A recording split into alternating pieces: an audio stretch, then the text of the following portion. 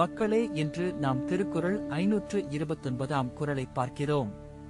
இது திருக்குறளின் பொருட்பால் பகுதியில் உள்ள அரசியல் என்னும் இயலில் இடம்பெற்றுள்ள சுற்றந்தழால் அதிகாரத்தின் 9 குறள். தமராகி தன் துறந்தார் சுற்றம் அமராமை காரணம் இன்றி வரும்.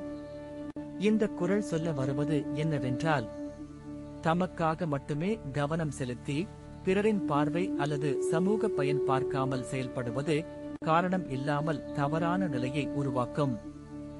ஏன் இந்த குறள் முக்கியமானது என்றால், நமது வாழ்க்கையில் நியாயம் மற்றும் காரணம் இல்லாத செயல்கள் பெரும்பாலும் இழப்பு மற்றும் துரோகம் கொண்டு வரும்.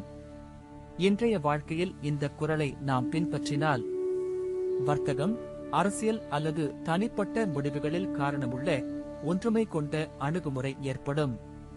அதனால் நாம் எல்லா காரியங்களிலும் காரணமும் நலமும் கொண்ட செயல்களை எடுக்க வேண்டும்.